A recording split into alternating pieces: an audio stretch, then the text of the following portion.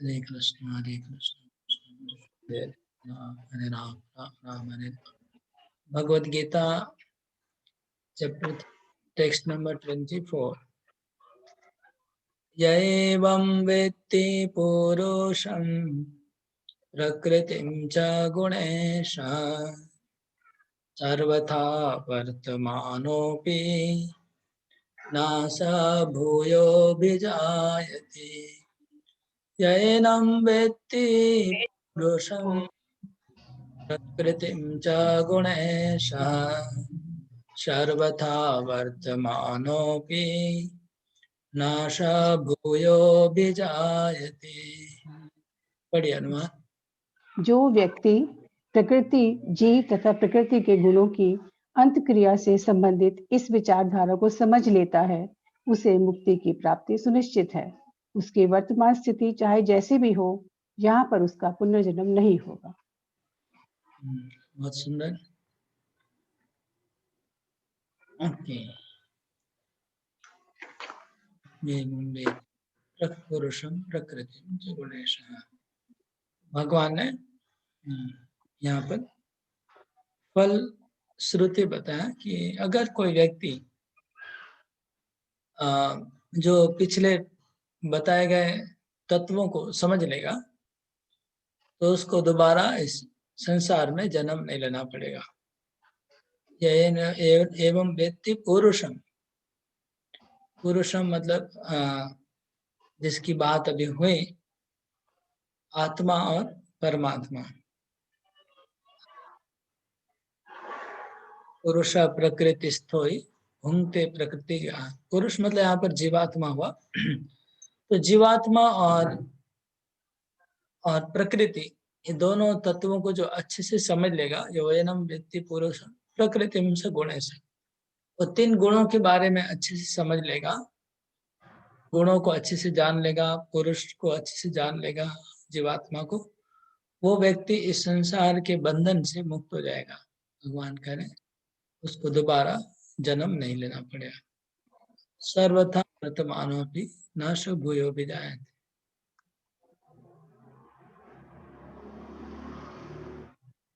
सर्वथा वर्तमान, तात्पर्य में प्रभुपाद लिखते प्रकृति परमात्मा आत्मा के अंत संबंध की स्पष्ट जानकारी हो जाने पर मनुष्य मुक्त होने का अधिकारी बन जाता है। प्रकृति, पुरुष और आत्मा, परमात्मा, प्रकृति और आत्मा, 3 चीजों को जानना है। प्रकृति मतलब हमारा शरीर को जानना है, फिर आत्मा को जानना है, शरीर के अंदर हम लोग आत्मा है, और परमात्मा है जो दोनों को नियंत्रण करने वाला है। इनको जानने से मुक्त हो जाता है। हाँ, रूपाद आगे लिखते हैं वैकुंठ में चले जाने का अधिकारी बनता है। तब यह निश्चित है कि संसार में फिर कभी नहीं आएगा। सच्चिदानंदमय जीवन बताने के लिए वैकुंठ के लिए भेज दिया है। श्लोक नंबर 25। ध्यानात्मनि पश्यन्ति केचिदात्मानमात्मना अन्ये सांख्येन योगेन कर्मयोगेन चापरे। ध्यानेनात्मनि पश्यन्ति केचिदात्मानमात्मना अन्ये सांख्येन कर्मयोगेन चापरे।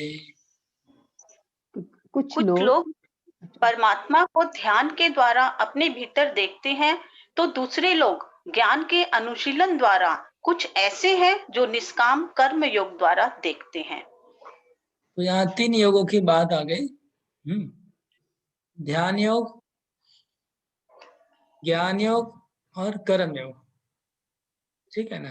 ध्यान है, कुछ लोग ध्यान के द्वारा परमात्मा को देखते हैं। ध्यान आत्मनि पश्यन्ति केचिद आत्मना आत्मना, केचिद आत्मना आत्मना, उसका मतलब ज्ञान का अनुशीलन। अन्य तो अन्य सांख्य न योगे न, सांख्य योग और कर्म योग।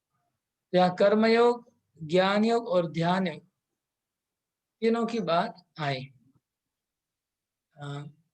3 मार्ग की बात है। इसका मतलब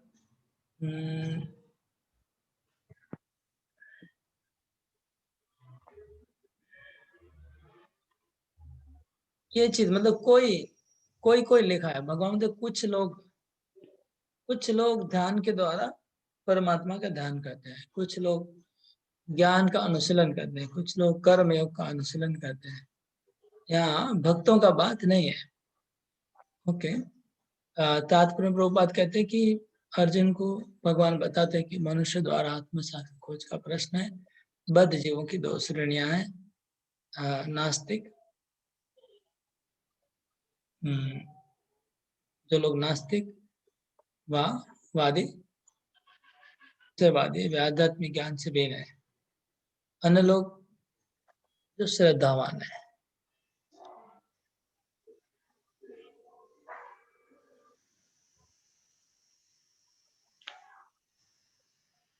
ओके, तात्पर्य यहाँ से पढ़िए आप। किंतु अन्य लोग, यहाँ से पढ़िए। किंतु अन्य लोग जो आध्यात्मिक जीवन संबंधी अपने ज्ञान के प्रति श्रद्धावान है, वे आत्मदर्शी भक्त, दार्शनिक तथा निष्काम कर्म योगी कहलाते हैं। जो लोग सदैव अद्वैतवाद की स्थापना करना चाहते हैं, उनकी भी गणना नास्तिकों एवं अजेयवादियों में की जाती है।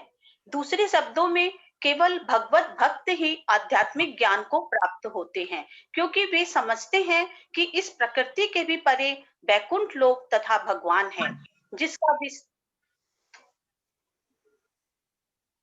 पढ़े हाँ प्रभु। और हाँ, कंटिन्यू।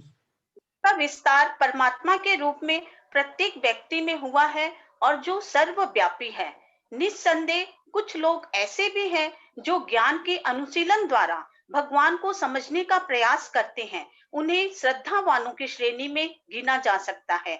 सांख्य दार्शनिक इस भौतिक जगत का विश्लेषण 24 तत्वों के रूप में करते हैं और वे आत्मा को 25वां तत्व मानते हैं। जब वे आत्मा की प्रकृति को भौतिक तत्वों से परे समझने में समर्थ होते हैं, तो वे यह भी समझ जाते हैं कि आत्मा के भी ऊपर भगवान है और वह 26वां तत्व है। इस प्रकार वे भी क्रमशः कृष्ण भावनामृत की भक्ति के स्तर तक पहुंच जाते हैं। जो लोग निष्काम भाव से कर्म हैं, उनकी भी मनोवृत्ति सही होती है। उन्हें कृष्ण भावनामृत की भक्ति के पद तक बढ़ने का अवसर दिया जाता है। यहाँ पर यह कहा गया है कि कुछ लोग ऐसे होते हैं जिनकी चेतना शुद्ध होती है और वे ध्यान द्वारा परमात्मा को खोजने का प्रयत्न करते हैं, और जब वे परमात्मा को अपने अंदर खोज लेते हैं तो वे दिव्य पद को प्राप्त होते हैं। इसी प्रकार अन्य लोग हैं जो ज्ञान के अनुशीलन द्वारा परमात्मा को जानने का प्रयास करते हैं। कुछ ऐसे भी हैं जो हठ योग द्वारा अपने बालकों जैसे क्रियाकलापों द्वारा भगवान को प्रसन्न करने का प्रयास करते हैं। हरि कृष्ण।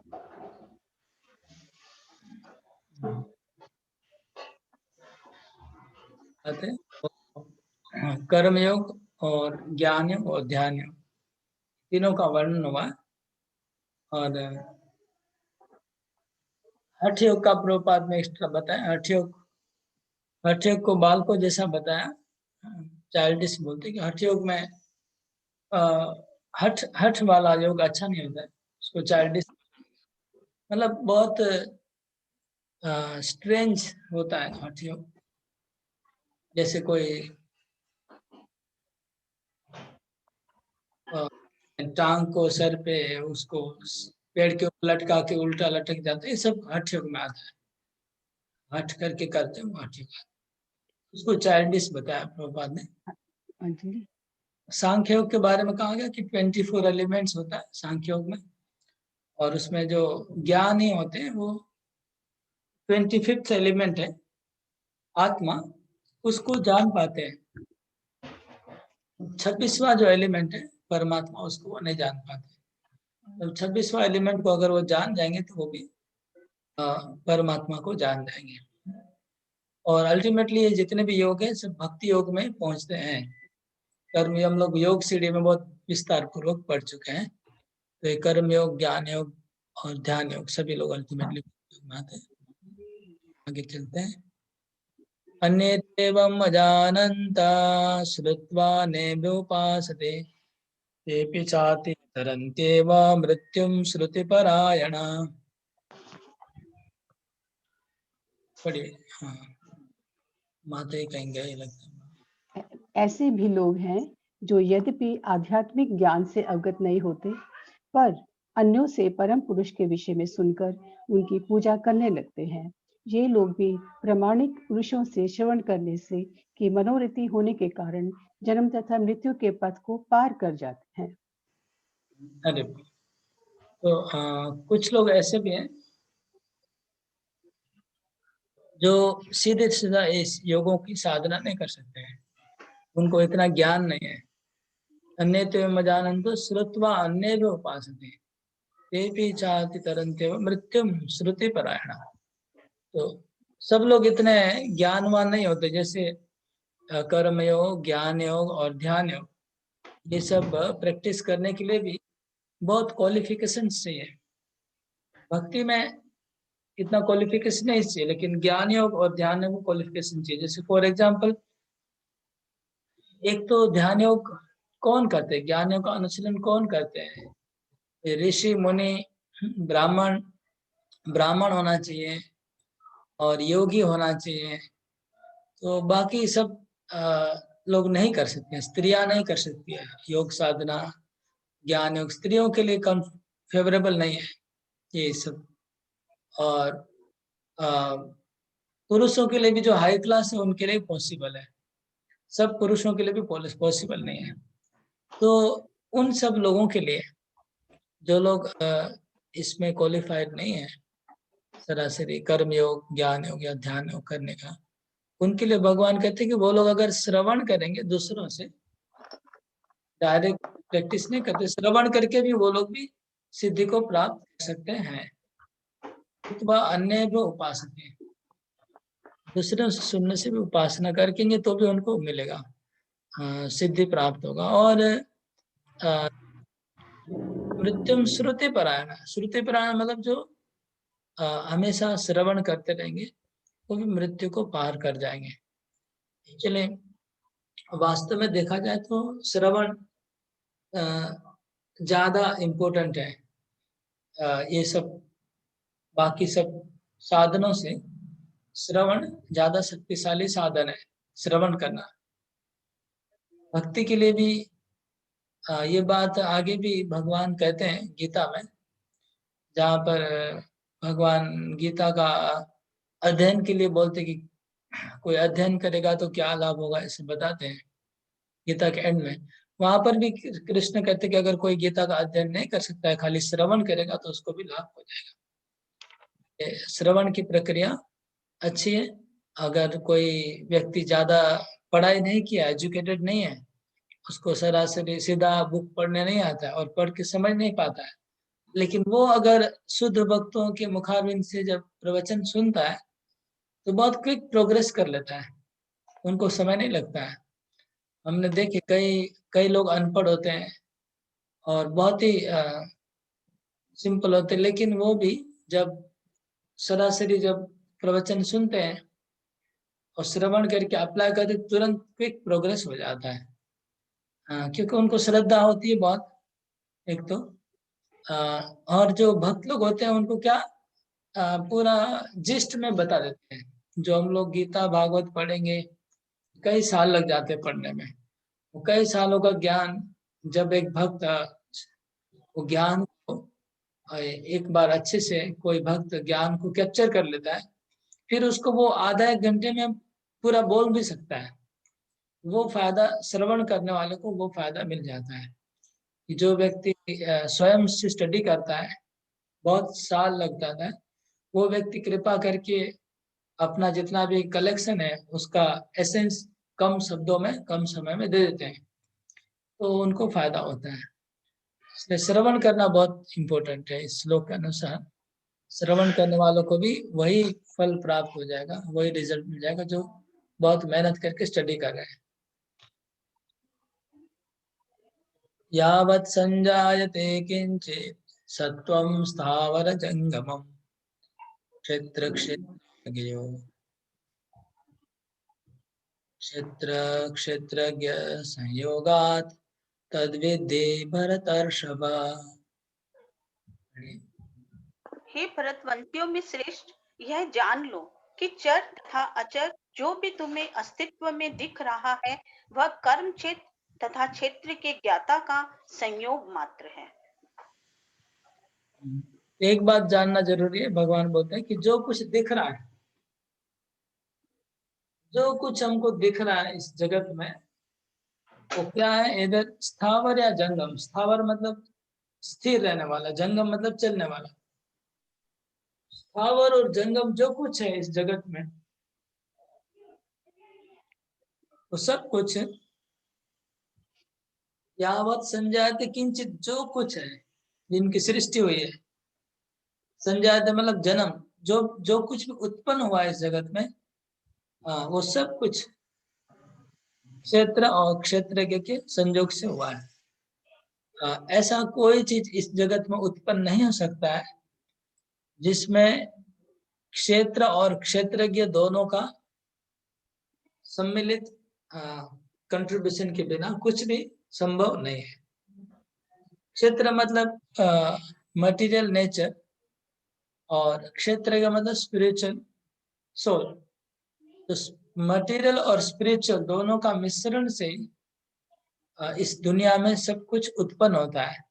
स्पिरिट और मैटर के कॉम्बिनेशन के बिना इस जगत में कोई चीज की उत्पत्ति नहीं हो सकती है। तो प्रभुपाद जी उदाहरण देते हैं, जैसे गाड़ी है, कार। कार तो पूरा मटेरियल का, मैटर से बना हुआ है।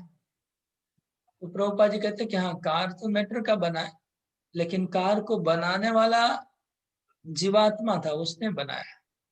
जीवात्मा के हाथ लगाने के बिना वो कार बनता नहीं, ये प्रभुपाद बोले। उसके बाद उस कार को चलाने के लिए भी जीवात्मा लगता है।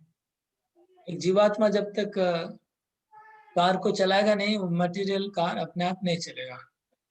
तो अभी हम बोल सकते हैं कि अभी तो आजकल रिमोट कंट्रोल से गाड़ियां चलने वाली है। एडवर्टाइज आ रहा है कि ऐसी गाड़ियां निकलेगी जो बिना ड्राइवर का चलेगी। ऐसे एयरप्लेन निकल रहे हैं जो बिना पायलट के चलेंगे। तो फिर आप बोल रहे हैं कि बिना जीवात्मा का गाड़ी नहीं चलेगी। तो फिर वही सेम लॉजिक है, प्रभुपाद जी का ही लॉजिक है। ठीक है, वो रिमोट को भी तो कोई कंट्रोल वाला जीवात्मा चाहिए, तो रिमोट को पीछे से कंट्रोल करेगा। आत्मा ही कंट्रोल करेगा ऑफिस में बैठ के, फ्लाइट को, गाड़ियों को कंट्रोल करने वाला कोई पीछे रहेगा। जैसे जीपीएस से गाड़ी चलेगी, तो जीपीएस को पीछे से तो कंट्रोल कर रहे हैं कुछ मनुष्य ऑफिस में बैठे हुए हैं, और मैप को वो चला रहे हैं।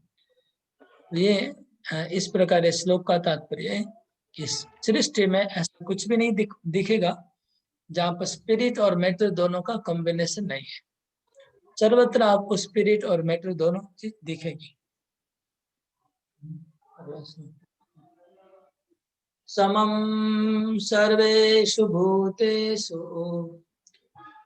अनंतं परमेश्वरं विनश्यत्सु अविनश्यन्तं या पश्यति स पश्यति। हाँ, पढ़िए। जो परमात्मा को समस्त शरीरों में आत्मा के साथ देखता है, और जो यह समझता है कि इस नश्वर शरीर के भीतर न तो आत्मा न ही परमात्मा कभी भी विनिष्ट होता है, वही वास्तव में देखता है। हरि बोल। तो देखिए, पिछले श्लोक में, पिछले 3-4 श्लोक में केवल स्पिरिट और मैटर, शरीर और आत्मा की बात की गई कि शरीर मतलब मैटर, और उसके अंदर स्पिरिट चेतना, जड़ और चेतन, इस दो पदार्थ को हम देखने के लिए भगवान बने। अभी बोल रहे हैं कि ये जड़ और चेतन, स्पिरिट और मैटर के ऊपर और एक है क्या? परमेश्वरम, ईश्वर है, परमात्मा है। तिष्ठन्तम, तिष्ठन्तम मतलब उसमें भगवान अवस्थान कर रहे हैं, रह रहे हैं, वास कर रहे हैं। तो परमात्मा वास कर रहे हैं कहाँ पर? भूतेषु। भूतेषु मतलब सब मैटर और स्पिरिट सब के अंदर।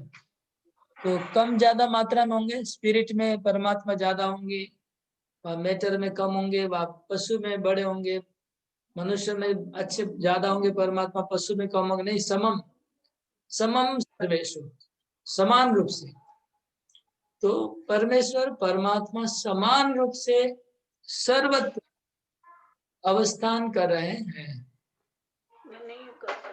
विनाशवान चीजों में भी वो अविनाशी परमात्मा निवास कर रहे हैं। जो विनाशवान चीजें हैं, जो मैटर है, जैसे बिल्डिंग है, एक गाड़ी है, लैपटॉप है, सब विनाशवान है, नाशवान है, इनका नाश होने वाला है। इनके अंदर भी अविनाशी परमात्मा सबके अंदर है। यह पश्यति स पश्यति, यह पश्यति मतलब जो देखता है, स पश्य मतलब वह देखता है, जो देखता है वो देखता है। इसका मतलब इस प्रकार जो देखता है वही वास्तव में देखता है। जो इस प्रकार नहीं देखता है वो वास्तव में नहीं देख रहा है। इसका मतलब वो अंधा है। तो आ, वो अंधा है। कैसे अंधा है? ज्ञान की दृष्टि से अंधा है, उसके पास ज्ञान की दृष्टि नहीं है। तो जो व्यक्ति सर्वत्र मैटर में, स्पिरिट में, सब जीवों के अंदर, सब चीजों के अंदर, सब पशु पंछी मनुष्य सर्वत्र जो परमेश्वर को देखेगा कि परमेश्वर अवस्थान कर रहे हैं। कैसे? समम, समभाव से, इक्वली सब जगह परमेश्वर है। वो जो देखेगा उसका दृष्टि सही है, वही वास्तव में देखने वाला व्यक्ति है। उसकी आंखें सार्थक है, वो अंधा नहीं है, वो देखने वाला व्यक्ति है। ये देखेंगे तो एक प्रकार का बहुत इंपॉर्टेंट बात है। इस श्लोक में हमको कहा जा रहा है कि हमें सर्वत्र सब चीजों के अंदर परमेश्वर वास करते हैं, उसको देखना चाहिए। ये श्लोक कहा रहा है, श्लोक कह रहे हैं सब जगह, सब परिस्थितियों में, सब परिस्थितियों में, सब घटनाओं में। खाली मैथ फिजिक्स की बात नहीं है कि सब चीजों में भगवान है। जो घटनाएं हैं, जो एक्टिविटीज है, उनके अंदर भी हमको भगवान परमेश्वर का वास देखना सीखना चाहिए। ओके। समं पश्यन्नि सर्वत्र समवस्थितमीश्वरम् न हि नस्त्यात्मनात्मानं ततो याति परां गतिम्। समं पश्यन्नि सर्वत्र समवस्थितमीश्वरम्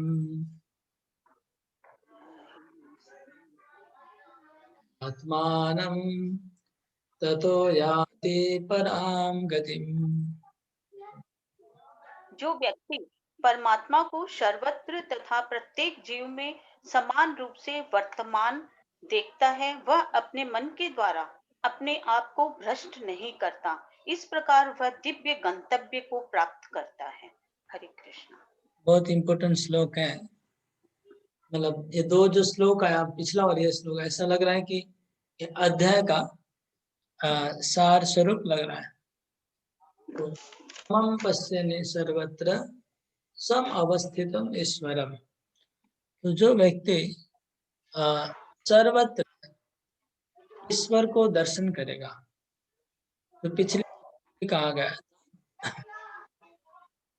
कि तिष्ठन्तम परमेश्वरम, यहाँ का सम अवस्थितम, भगवान समान रूप से अवस्थान कर रहे हैं। समम पश्यन्नि सर्वत्र, और सर्वत्र भगवान सर्वत्र समान रूप से अवस्थान कर रहे हैं। जो व्यक्ति ये देखना सीख जाएगा, जो देखेगा, वो कभी अपने आप को गिराएगा नहीं और उसको परम गति प्राप्त हो जाएगी। तो अपने आप को गिराने का मतलब क्या है, ये हमको समझना है। इसका मतलब क्या है? भगवान बोल रहे कि न हिनस्ति आत्मना आत्मानम, आत्मना आत्मानम, आत्मानम मतलब अपने आप को नहीं गिराएगा। हिनस्ति मतलब गिराना, और आत्मना मतलब मन के द्वारा, आत्मना मतलब बुद्धि के द्वारा, विवेक के द्वारा। आत्मना का सब कुछ अर्थ होता है, मन, बुद्धि, अहंकार और आत्मा सब कुछ होता है। वो जो व्यक्ति सर्वत्र और सर्वदा भगवान का दर्शन करेगा, वो व्यक्ति बुद्धि के द्वारा अपने गिराएगा, मन के द्वारा अपने आप को गिराएगा नहीं और परम गति को प्राप्त होगा। ये बात एसेंस है इस अध्याय की, इसको समझना बहुत जरूरी है अपने जीवन को आध्यात्मिक बनाने के लिए। इसका अर्थ गिरने का मतलब एक ये भी है, गिरने का दूसरा एक अर्थ होता है हम अपनी चेतना से नीचे आ जाए। हमारी जो चेतना है वो हमेशा फ्लक्चुएट करती है, मतलब हमारी चेतना ऊपर नीचे जाती रहती है। जब हम लोग जप करते हैं, भगवान की कथा सुनते हैं, तो हमारी चेतना ऊपर जाती है। ये जब कथा खत्म हो जाती है तो चेतना धीरे धीरे नीचे जाती है। किसी से बातचीत करते हैं और उसमें किसी व्यक्ति के बारे में चर्चा होने लगती है, प्रजल्प होता है, तो हमारी चेतना नीचे चली जाती है। और वह हम जब काम के द्वारा, क्रोध के द्वारा प्रभावित होते, हमारी चेतना और नीचे चली जाती है। तो जब अपने को स्वार्थ के कार्यों के बारे में सोचते रहते हैं कि हमको ये करना है, वो करना है, तभी भी चेतना नीचे चली जाती है। लेकिन जो व्यक्ति सर्वत्र सब जगह अगर परमात्मा को देखेगा तो उसकी चेतना नीचे जा नहीं पाएगी। नीचे जाने का रास्ता बंद हो जाएगा। कैसे बंद हो जाएगा? क्योंकि वो जहां देखेगा वहां पर उसको परमेश्वर दिखाई पड़ेंगे। तो परमेश्वर तो ऊपर नीचे नहीं है, समान है, तो नीचे कैसे उसकी चेतना गिरेगी? हाँ, पुरुष में कोई, मनुष्य में कोई छोटा बड़ा होता है, पशु में छोटा बड़ा होता है, लेकिन जब भगवान को ही सर्वत्र देखेगा तो उसकी चेतना ऊपर नीचे नहीं होगी। चेतना उसकी हमेशा ऊपर बनी रहेगी, आध्यात्मिक बनी रहेगी। ये श्लोक का तात्पर्य है कि नहीं नस्ति आत्मना आत्मानम, वो अपने आप को नीचे नहीं गिराएगा अपने मन के द्वारा या बुद्धि के द्वारा। उसका एक ही उपाय है कि वो 24 घंटा भगवान का स्मरण करते रहेगा, भगवान को देखेगा। देखने का मतलब है अनुभव करेगा भगवान, भगवान सर्वत्र है। और अनुभव करने के बाद उनको याद रखेगा कि हाँ, भगवान सर्वत्र है। भगवान, ऐसा कोई सृष्टि में ऐसा कोई जगह नहीं जहाँ भगवान नहीं है। भगवान सर्वत्र है और अभी भी हमारे सामने भगवान है। इसी जगह इसी समय भगवान है। और खाली भगवान है इतना जानने से नहीं होगा, भगवान है, भगवान हमारी बातें सुन रहे हैं, भगवान हमको देख रहे हैं। और अगर हम भगवान के जो प्रेजेंस है उसको अनुभव करना, और ये अगर ऑल टाइम हमेशा के लिए कोई करता रहेगा ऐसा अनुभव, उस चेतना हमेशा आध्यात्मिक बनी रहेगी और उसकी चेतना शुद्ध बनी रहेगी, प्योर रहेगी। उसकी चेतना प्योर कृष्ण कॉन्शियस हो रहेगा, कृष्ण भावना में उसकी चेतना बनी रहेगी। और इसको भूल जाने से फिर नीचे गिरेंगे। नीचे तभी गिरेंगे जब हम किसी मनुष्य को मनुष्य रूप में देखेंगे, तब नीचे गिरेगी चेतना। किसी घटना को वो घटना के हिसाब से देखेंगे तो गिरेगी चेतना। लेकिन अगर हम मनुष्य को लेकर भगवान को देखें जो उनके अंदर में, घटनाओं में भगवान को देखेंगे तो हमारी चेतना ऊपर बनी रहेगी, आध्यात्मिक बनी रहेगी। बहुत इंपॉर्टेंट ये श्लोक है हमारी चेतना को ऊपर ले जाने के लिए। प्रकृत्येव च कर्माणि क्रियमाणानि सर्वशः तथात्मानम् अकर्तारं सपश्यते। जो यह देखता है कि सारे कार्य शरीर द्वारा संपन्न किए जाते हैं, जिसकी उत्पत्ति प्रकृति से हुई है, और जो देखता है कि आत्मा कुछ भी नहीं करता, वही यथार्थ में देखता है। जो यह देखता है कि सारे कार्य शरीर द्वारा संपन्न किए जाते हैं, जिसकी उत्पत्ति प्रकृति से हुई है, और जो देखता है कि आत्मा कुछ भी नहीं करता, वही यथार्थ में देखता है। तो पहले भगवान ने हम लोग को कहा कि हमें परमात्मा को देखना है, परमेश्वर, कि परमेश्वर सर्वत्र है। हाँ, और सर्वत्र हमेशा के लिए अभी भी हैं। इसी जगह है भगवान, हमारे सामने है, मतलब सब जगह, सब समय, सब परिस्थिति में है। ये देखना। अभी उसके बाद और एक चीज बताया जा रहा है, परमात्मा को तो देख लेंगे हम लोग। पहले तो परमात्मा को अनुभव करना है, देखना है। और क्या अनुभव करना है कि जो एक्टिविटीज है, जो कर्म चल रहा है आसपास, जो घटनाएं घट रही है, क्योंकि हम लोग घटनाओं से ही ज्यादा हम लोग की चेतना डिस्टर्ब होती है। घटनाओं से, कर्मों से, कुछ ऐसी चीजें होती रहती है जो हमारी चेतना को डिस्टर्ब करती है। उसके लिए भगवान यहाँ पर बता रहे हैं, ये भी खाली परमात्मा को देखने से हम लोग, हमारी चेतना बनी नहीं रह पाएगी, क्योंकि हम लोग का दिमाग घटनाओं में जाएगा, कर्म। इसलिए कह रहे हैं कि प्रकृति एवं कर्माणि, जितने भी प्रकृति की घटना है, काम है, कर्म है, सब वो प्रकृति कर रही है। इन गुणों के द्वारा भौतिक प्रकृति ही सब कार्यों का संपादन कर रही है, और जो आत्मा है वो अकर्ता है, आत्मा नहीं कर रहा है। अगर ऐसा विश्वास कर लेंगे तो फिर किसी के लिए कोई विचार नहीं आएगा कि इस आदमी ने ऐसा क्यों किया, ऐसा क्यों कहा, ऐसा होना चाहिए था, ऐसा करने चाहिए था। ये हम लोग का मन को बहुत फंसा के रखता है। लेकिन हम देखें कि कोई आदमी कुछ कर नहीं रहा है, प्रकृति ही कर रही है। तो आप प्रश्न कर सकते हैं ऐसे कैसे हुआ, हम तो देख रहे थे वही कर रहा है, और आप बोले प्रकृति कर रही है। तो उसका आंसर ये है कि जो आत्मा है वो वास्तव में शुद्ध है, निर्गुण है, पवित्र है। तो शुद्ध अवस्था में आत्मा हमेशा सही कार्य करता है। लेकिन अभी आत्मा 3 गुणों के द्वारा प्रभावित हो चुका है, और अभी जो भी कर रहा है 3 गुणों के प्रभाव में आके कर रहा है। 3 गुण उसको करवा रहे हैं, आत्मा को, वो नहीं, गुण करवा रहे हैं। इसलिए, लेकिन वो हमारे साथ ऐसी घटना क्यों घटती है, हमारे कर्म फल भी उसमें भाग लेते हैं। हमारे कर्म फल के द्वारा ही ये घटनाएं घट रही है। अलग से कुछ हमारे से स्वतंत्र कोई घटना नहीं घट रही है, हमारे कर्म फलों के बदले में सब हो रहा है। जो हमारे साथ हो रहा है वो सब जो देखेगा वो वास्तव में यथार्थ देखने वाला बन जाएगा।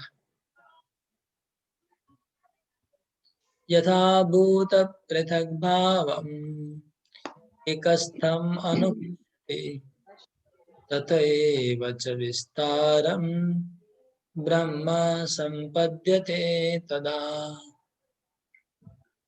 जब विवेकवान व्यक्ति विभिन्न भौतिक शरीरों के कारण विभिन्न स्वरूपों को देखना बंद कर देता है और यह देखता है कि किस प्रकार से जीव सर्वत्र फैले हुए हैं, तो वह ब्रह्म बोध को प्राप्त होता है। भूत पृथक भाव एकस्थम अनुपश्यति तथैव च विस्तारम् ब्रह्म संपद्यते तदा। ये ब्रह्म का अनुभव, ब्रह्म साक्षात्कार, ब्रह्म का अनुभव, सर्वम खलिदम ब्रह्म, इसका कैसे अनुभव होता है, इसका इस श्लोक में वर्णन है।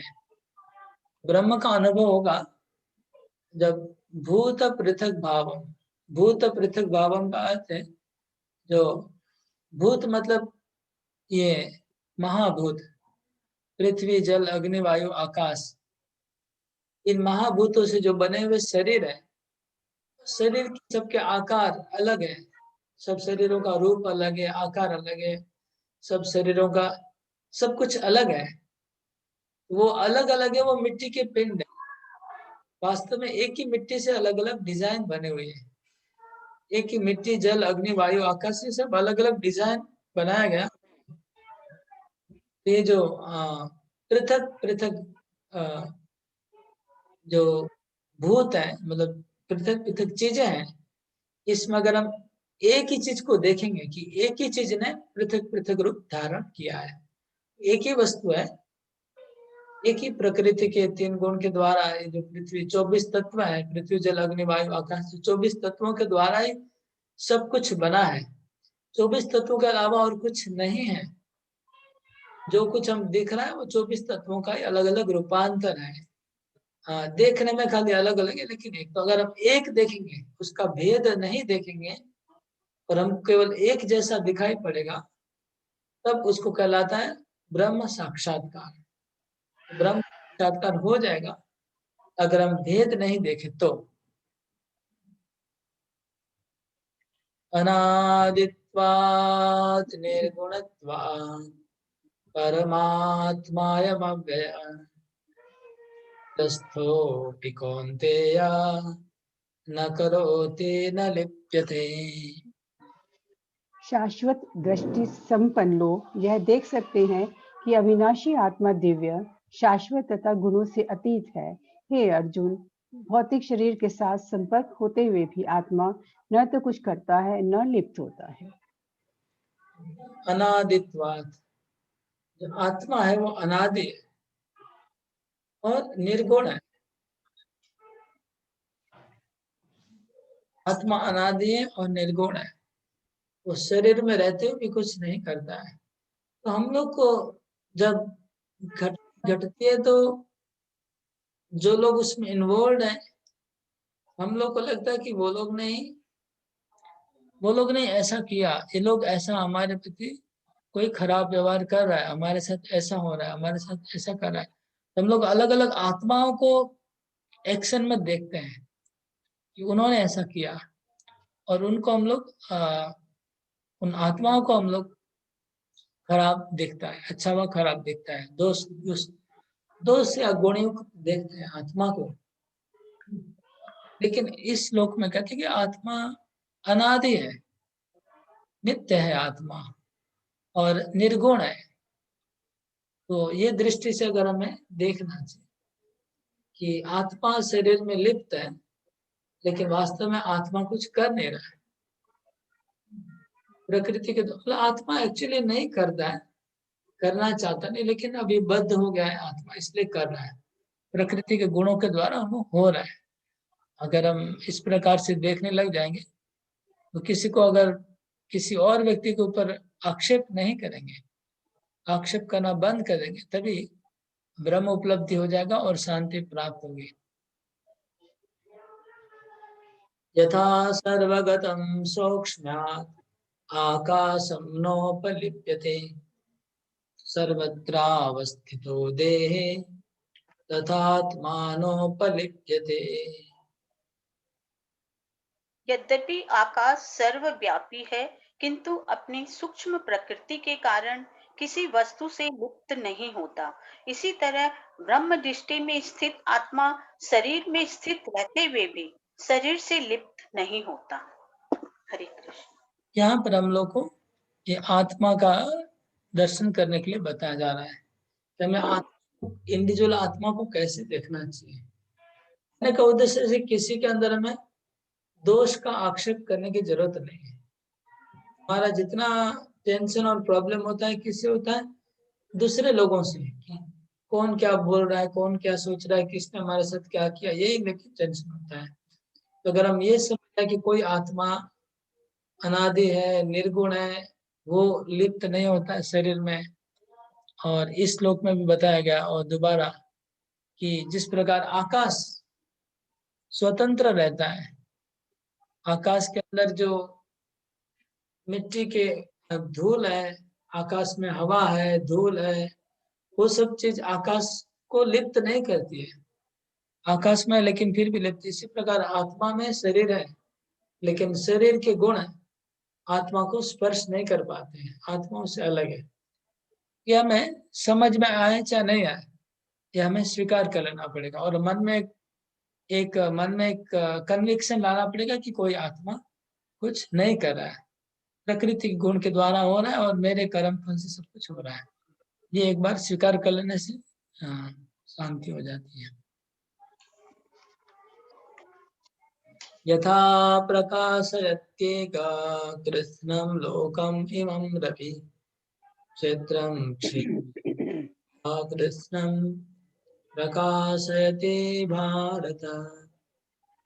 हे भरत पुत्र, जिस प्रकार सूर्य अकेले इस सारे ब्रह्मांड को प्रकाशित करता है, उसी प्रकार शरीर के भीतर स्थित एक आत्मा सारे शरीर को चेतना से प्रकाशित करता है। हरे कृष्ण। सूर्य पूरे ब्रह्मांड में अपना प्रकाश फैलाता है, इसी प्रकार आत्मा शरीर में एक जगह है और उसकी चेतना पूरे शरीर में फैलती है। आत्मा की चेतना सर्वत्र फैल रही है, आत्मा एक जगह है। इसको हम लोग चैप्टर 2 में विस्तार से डिस्कस कर चुके हैं।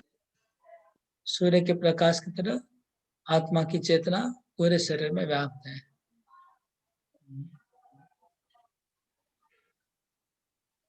क्षेत्र क्षेत्रज्ञयोरेवम् अंतरम ज्ञान चक्षुषा भूत प्रकृति मोक्षम च ये विदुर्यान्ति ते परम। जो लोग ज्ञान के चक्षुओं से शरीर तथा शरीर के ज्ञाता के अंतर को देखते हैं और भव बंधन से मुक्ति की विधि को भी जानते हैं, उन्हें परम लक्ष्य प्राप्त होता है। हरि कृष्ण। तो ये जो क्षेत्र और क्षेत्रज्ञ, इसको जो अच्छे से समझ लेगा कि शरीर क्या है, क्षेत्र, और शरीर के अंदर क्षेत्रज्ञ आत्मा कैसा है, और भूत प्रकृति मोक्षम च, भूत मतलब पंचभूत, पंचभूत में आत्मा कैसे फंसा है, प्रकृति, प्रकृति मतलब नेचर, 3 गुण, और मोक्षम, मोक्ष मतलब इससे बाहर निकलने का उपाय। ये सब जो अच्छे से जान लेगा, वो उनको इस भौतिक जगत से परम गति प्राप्त होगी। इस प्रकार यह अध्याय समाप्त हुआ। अभी मैं इस अध्याय का क्वेश्चन थोड़ा देख लेता हूँ। हाँ, देखता हूँ अगर क्वेश्चन रेडी है तो अभी बताता हूँ।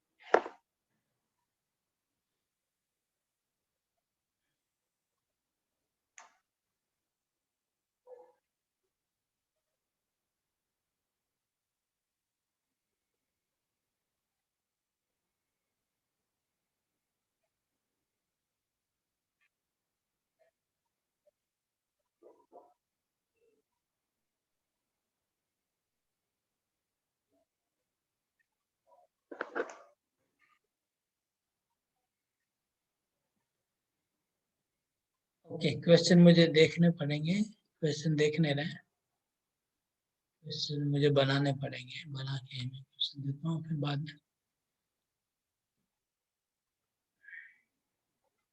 बहुत ज्यादा क्वेश्चन नहीं होगा क्योंकि इतना कुछ इम्पोर्टेंट कुछ नहीं था।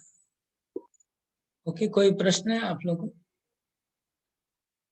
नहीं तो एंड करें, 6 बजे आए। हाँ, सुषमा पंडित, मधुरा माता जी, हाँ बोलिए माता जी।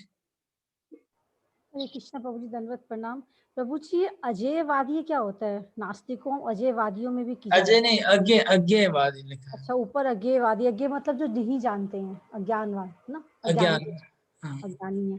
ठीक है। तो अरे लीलावती भगवान मोहिनी, को, अच्छा भगवान को 26वां तत्व क्यों बताया कि भाई 25 तत्व आत्मा को मानते हैं और जब वो उससे ऊपर जाते हैं तो भगवान को 26 तत्व मानते हैं? 26 तत्व मतलब समझे नहीं, भगवान को कैसे बोला इन्होंने? नहीं क्योंकि वो जो सांख्य होता है ना, सांख्य योग, वो लोग सब गिनती करना चाहते हैं, सब कुछ, अच्छा अच्छा। सब कुछ काउंटिंग काउंटिंग काउंटिंग करना चाहते हैं, इसलिए उनके लिए जो नंबर दे दिया, ठीक है। वो लोग ने 25 तक काउंटिंग कर लिया, अच्छा तो उनको बोलते ठीक है 26वां ये है, अच्छा, ठीक है। ऐसे बोला जाता है। और जैसे आप प्रभु कह रहे हैं कि समदर्शी होना चाहिए, समदर्शी का मतलब यही, हमें सीखना यही कि हम समदर्शी बने हर एंगल से। हम जैसे कोई आदमी गलत है, चोर है, डकैत है, कोई हमें डांट रहा है, कोई कुछ कर रहा है, उस भाव उस वक्त स्थिति में भी हमको अपनी मनस्थिति ये बनानी है कि नहीं, वो परमात्मा उसके अंदर है और ये समभाव हमारे क्रिएशन होनी चाहिए हमारी। यही बता रहे हैं क्या? मैं भगवान को देखना, एक्चुअली भगवान को देखने सीखना चाहिए, तभी फायदा होगा। खाली समदर्शी बन के नहीं तो फायदा नहीं होगा। अगर भगवान को देखना शुरू करेंगे सब जगह तो समदर्शी बन पाएंगे और वो फायदा भी होगा बन के। बड़ा कठिन काम है प्रभु ये तो। फिर तो ना किसी को डांट पाएंगे ना कुछ और पाएंगे। किसी को डांटेंगे तो लगेगा कि परमात्मा को डांट रहे हैं, किसी से झगड़ा हो जाएगा तो लगेगा कि नहीं, परमात्मा। वो भी सोच समझ के करना पड़ेगा। मतलब वो भगवान है और फिर भी वो उसके लिए बुद्धि चाहिए। हम उनका सेवा ही कर रहे हैं डांट के, ये ध्यान रखना पड़ेगा। मतलब उसको फिर बुद्धि से मोल्ड करना पड़ेगा। हम जो भी कर रहे हाँ, हैं अगर हम सेवा के लिए डांट रहे हैं तो वो सेवा ही है, डांटना भी। माता यशोदा ने श्री कृष्ण को, भगवान है फिर भी तो बांधा था, डांटा था, इसका मतलब क्या? तो अगर हम सर्वत्र भगवान को देखेंगे तो फिर डांट भी सकते हैं। हरे कृष्ण प्रभु जी। सुषमा पंडित में ध्यान बोलिए। হ্যাঁ, আচ্ছা আপনি যে বললেন যিনি সর্বোত্তম পরমাত্মাকে দেখেন তার চেতনা উপরে ওঠে, আরেকটা বললেন সব জায়গায় আত্মা দর্শন করা উচিত, দোষ দেখা উচিত না। কিন্তু একজন আছেন যে 4 নিয়ম মানে না, 16 মালাও জপ করছে, একাদশী করছে, তিলক করছে, তা আমার কি তাকে ইগনোর করা উচিত না কিছু বলা উচিত? ওকে, কি বলছেন? 4 নিয়ম পালন করে না আর কি 4 নিয়ম পালন করে না কিন্তু 16 মালা জপ করে, একাদশীও করে আর তিলকও করে, জানে যে এগুলো করলে ভালো তো করছে, কিন্তু তার সাথে যে এগুলো ছাড়তে হবে সেটা মানবে না। তার প্রায় 69-70 ইয়ার্স এজ আর কি। ওকে ওকে ওকে, তো দেখে ভালো লাগে না তাই জিজ্ঞেস করছি। দেখে মনে করা উচিত যে ভগবান ওনাকে কৃপা করে, এটাই প্রার্থনা করা উচিত ভগবান কাছে।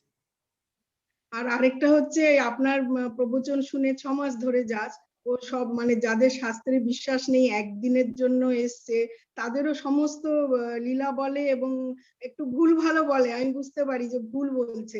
তো সেই ক্ষেত্রে কি করব আমি বুঝতে পারছি না। ওকে মানা করি যে না বলতে, কিন্তু ওর প্রচার শুনেছে করলে ভালো, তো ওইভাবেই করে যাবে প্রচার। মানে লেকচার শুনছে আপনি বলছেন? হ্যাঁ, লেকচার শোনে আপনার, যেহেতু 10 স্কন্ধ থেকে শুরু করেছে, আগের গুলো শোনেনি, আর একটু একটু শোনে, কমপ্লিট না শুনে বলতে শুরু করে লোকজনকে, মানে ও দেখাতে চায় যে ও জানে অনেক। অনেক জানে, ও তার জন্য খুব ভুল হয়, কারণ কি আমাকে যখন বলে আমি তখন বলি না এরকম তো হওয়ার কথা না, বা কৃষ্ণকে স্বয়ং অবতার বলে দেয়, বা এরকম অনেক গুণটুন নিয়েও ভুল বলে। তো আমার মনের মধ্যে খুব হচ্ছে যে আমি ওকে বললে আবার ওর রাগও হয়ে যাচ্ছে। আমি দুবিধায় পড়ে গেছি, আমি কি করব। মানে এত অল্প দিনেও প্রচার করতে শুরু করে দিয়েছে। আমরা বলি প্রথমে আচার তারপরে প্রচার, চৈতন্য মহাপ্রভু বলেছেন, তো ভাবে যে ঠিক আছে। ওকে, বলতে হবে যে তো প্রথমে নিজে আচার, নিজের জীবনকে सुधार कर तापरे प्रचार करते बोलते हुए। प्रभु जैसे माता जी कह रही हैं उस हिसाब से तो टोकना उचित नहीं है। अगर वो रॉन्ग प्रचार कर रहा है भगवान के नाम का, वो गलत बोल रहा है, तो हमने क्या उसको समझा के या किसी और अथॉरिटी से, मान लीजिए समझाना पड़ेगा। मतलब मान लीजिए महाराज से नहीं समझ रहे तो उनकी जो अथॉरिटी है या जिनकी वो सुन रहे हैं उनके थ्रू समझवा नहीं सकते? तो समझाना पड़ेगा जरूर।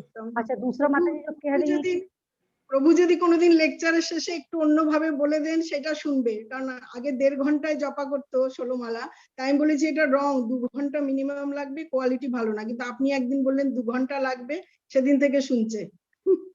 ওকে ওকে ওকে, আচ্ছা। और केसी पंडित को अपना प्रश्न আছে और उधर यमुना माता जी आपका भी प्रश्न। हरे कृष्ण प्रभु, आप जो बोला ना सभी जगह परमात्मा को अनुभव करना चाहिए, तो पहले जो हम लोग पढ़ा ना विद्या विनय संपन्न है, वो श्लोक इसमें रिलेट कर सकता है? उसमें थोड़ा डिफरेंस है। अच्छा, उसमें परमात्मा विद्या विनय संपन्न है, ब्राह्मण पंडिता समदर्शी, खाली समदर्शी था। इसमें तो आत्मा को देखने को बोल रहे हैं। समदर्शी एक हो गया और आत्मा को देखना उसके ऊपर हो गया। और उसके बाद परमात्मा को देखना और भी एक स्टेप ऊपर हो गया। ओके प्रभु। है सेम सिमिलर है लेकिन स्टेज ऊपर नीचे। हरे हाँ। कृष्णा प्रभु जी। हाँ हाँ बोलिए माता जी। प्रभु जी कल आपने बताया था ना कि ब्रह्मा जी की आयु कैलकुलेशन में हमें 365 की जगह 360 डेज लेने हैं। हाँ हाँ हाँ। प्रभु जी क्यों 360 डेज क्यों लिए हमने? क्योंकि हम लोग का जो साल होता है 330 दिन का महीना होता है ब्रह्मा जी का, ठीक है, और 12 महीने का 360 होता है। तो हम लोग का भी 30 दिन का महीना होता है, लेकिन हम लोग का जो अर्थली प्लानेट है उसमें 5 दिन एक्स्ट्रा हो जाता है, उसको मेकअप करने के लिए ये सब ऐड किया जाता है। लेकिन ब्रह्मा के केस में ऐसा कुछ एडजस्टमेंट करने की जरूरत नहीं है। तो ब्रह्मा का लाइफ स्केल हम लोग माप रहे हैं ना, तो ब्रह्मा का लाइफ स्केल हम लोग माप रहे हैं, तो वहां पर ये रूल लागू नहीं होगा जो पृथ्वी पे लागू होता है। ब्रह्मा का जो साल है वो 360 दिन का साल है, हमारा 365 दिन का है। मंथ में 30 डेज के हिसाब से कैलकुलेशन। हम लोग का यहाँ का साल वहाँ का साल एक नहीं है ना, वहाँ का तो 1 मिनट, यहाँ का लाखों वर्ष ले जाता है। हाँ जी हाँ जी हाँ जी, ठीक है, थैंक यू प्रभु जी। प्रभु जी आपका दिल्ली का विजिट कब का फाइनल हुआ है, सैटरडे या संडे?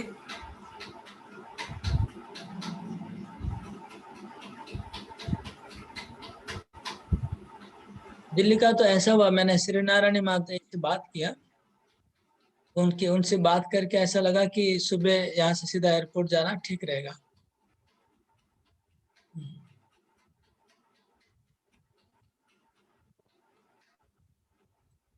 यहाँ से मतलब प्रभु जी वृंदावन से? हाँ गोवर्धन से, हाँ, क्योंकि उनकी बात से सही लगा मुझे। तो वो एक्चुअली वो मुझे यहाँ का नॉलेज नहीं है ज्यादा, दिल्ली का आइडिया नहीं है। हाँ, तो माता जी अच्छा जानती है दिल्ली के बारे में, तो उनके हिसाब से यही लगा कि यहाँ से सीधा एयरपोर्ट जाने से सुविधा होगी। फिर हमने बोला ठीक है, यही हल कर रहे हैं।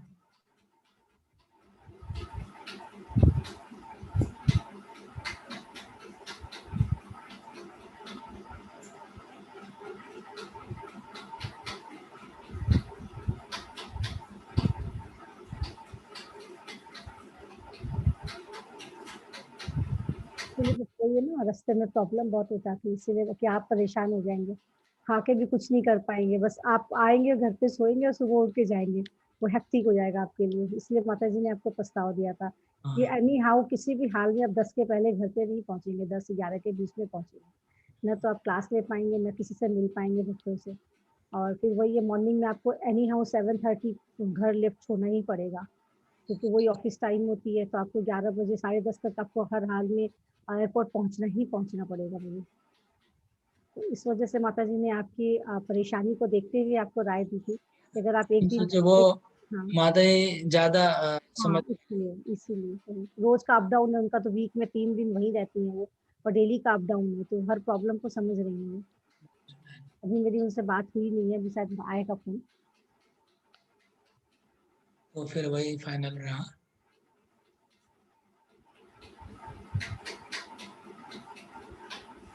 सब ठीक हो गया बाबू? हाँ माता जी सत्य में आ गई।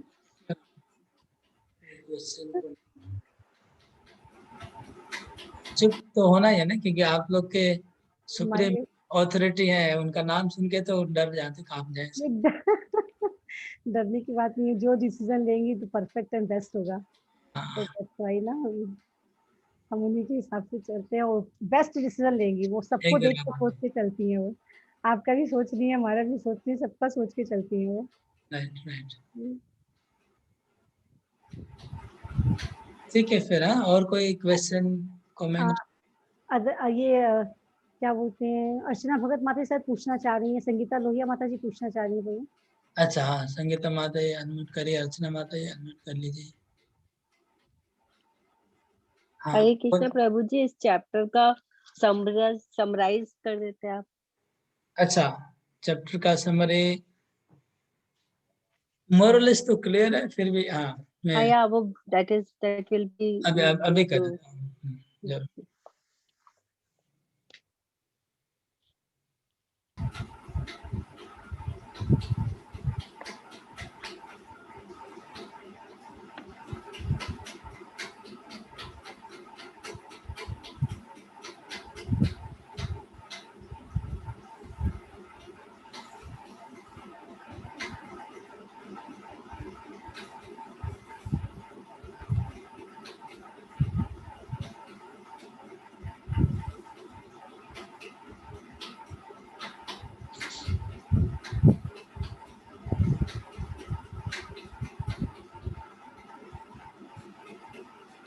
मुझे फैन की बहुत आवाज आ रही है।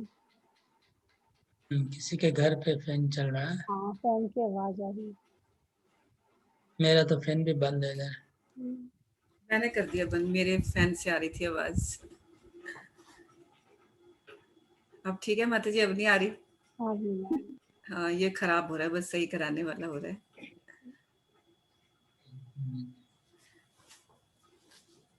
प्रभु जी, परमात्मा को देखने के लिए डिस्क्रिमिनेशन थोड़ा ना करना पड़ेगा कि ये भक्त है, ये सोलह माला कर रहा है, चांदी फॉलो नहीं कर रहा है, क्या वो हमें तो सर्वत्र सबके बीच में सभी जीवों के बीच में देखना है ना। ये तो डिस्क्रिमिनेशन होगा नहीं। तो सब बहुत बुद्धिमानी से काम लेना पड़ता हाँ है। हाँ हाँ। ओके, मैं स्क्रीन पे शेयर कर रहा हूँ इस अध्याय का ब्रेकअप को नोट कर लिया।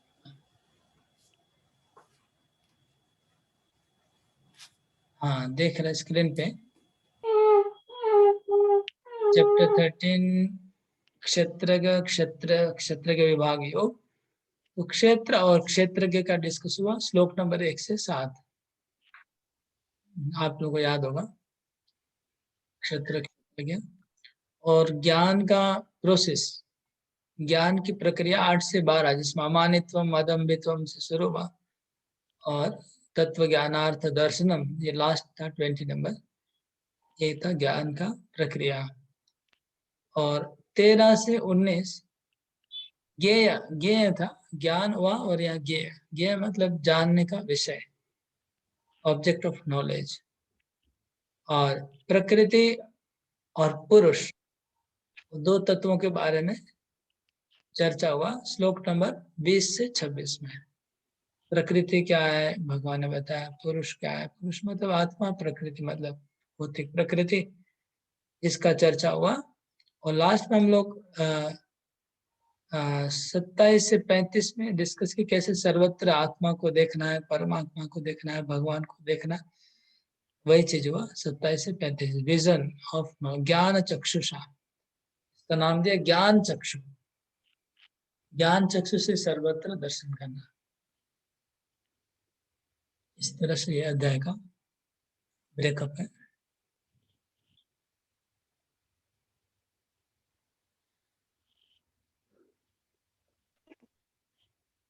ओके, ठीक है। संगीता माते, आपका क्या प्रश्न था?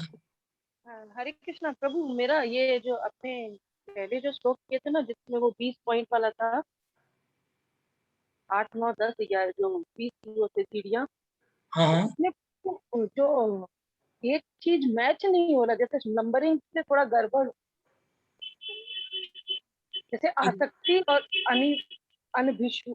हाँ आसक्ति अनाभिष्वंग, उसमें थोड़ा ये प्रभु तात्पर्य साथ में, ही तो, ये तो साथ ही नहीं होगा, तात्पर्य में मिक्स हुआ है ना, मिक्स होके लिखा हुआ है। तो ये प्रभु अलग अलग है कि साथ? साथ करेंगे तो 19 हो जाता ना। हाँ, इसको अगर साथ में करे तो 19 हो जा रहा है, और इसको प्रभु अलग कर रहे हैं तो तात्पर्य के साथ मैच नहीं कर रही। हाँ, तो उसमें खाली उस खाली पहला 2 लाइन खाली उसमें अलग करना, 2 लाइन को आसक्ति में डालना है, और 2 लाइन की जो बाद है वो पुत्र दार गृहादेशु उसको अनभिष्व होगा। हाँ, पहला 2 लाइन आसक्ति के लिए, उसके बाद अनभिष्व होगा। हाँ, नहीं तो 20 नहीं होता है, क्योंकि प्रभुपाद ने लिखा भी है कि 20 है टोटल। हरे कृष्ण प्रभु, हमारे एग्जाम कब होगा श्लोका का? प्रभु ये जो सत्य जैसे था अरति और जन संसक्ति, ये प्रभु एक साथ हो रहे थे। अरति जन संसदि, लेकिन है दो चीजें, और तात्पर्य में ध्यान से देखेंगे। मैंने तो मार्क करवाया था कहाँ से ब्रेक। प्रभु अर्थी और जनसदी अलग अलग हो रहा है तात्पर्य में, तो मैं यही सोची इनको अगर अलग अलग करते तो प्रभु ये 20 हो जाएगा। और अरति और जनसंधि अलग अलग नहीं है, एक मिनट, अलग है। नहीं नहीं, उसके पहले और एक शब्द देखिए, अरति के पहले। अर्थी के पहले प्रभु वो तो विविक्त देश, विविक्त देश सेवित्वम, एकांतवास। ये तो एक साथ हो गया प्रभु, विविक्त देश सेवित। फिर अब अरति अलग है अनासक्त भाव से। फिर उसके बाद है अध्यात्म ज्ञान नित्यम।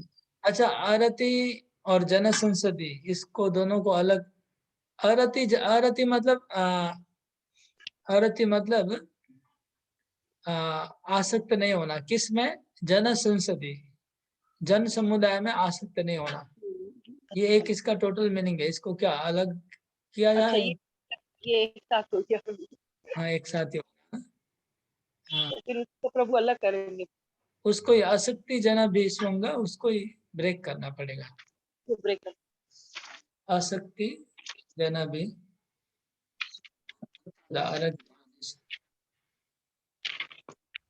प्रभु हमारे एग्जाम ये श्लोका टेस्ट कब लेंगे आप? ओके, श्लोका टेस्ट आप लोग कब रेडी है सबका? आई डोंट नो, मुझे सबका पता नहीं है। नेक्स्ट वीक कर लेते हैं। नेक्स्ट वीक नेक्स्ट वीक आप बता दीजिएगा टाइम। नेक्स्ट वीक कर और ओपन बुक भी दे दीजिए प्रभु, तो वो भी पिछला वाला हो जाएगा, नहीं तो फिर आगे आगे बढ़ जाएंगे लेंगे जरूर। ओपन बुक के क्वेश्चंस। आसक्ति राना बेशंगा, आसक्ति राना बेशंगा पुत्रदार। ठीक है, रखते हैं। हरि बोल।